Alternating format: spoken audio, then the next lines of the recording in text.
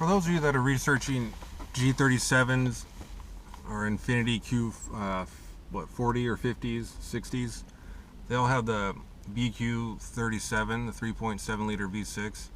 If you test driven some and you thought it had a kind of a funny behavior when it started up, I just wanted to make a video to show you that it's completely normal behavior with all the 3.7 liters.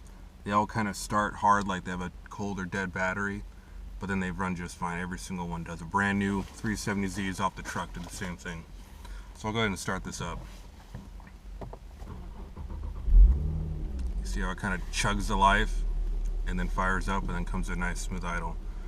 So I just want to leave a quick fact out there for anyone researching. Thanks for watching, and please subscribe to the channel for more future videos. Thank you.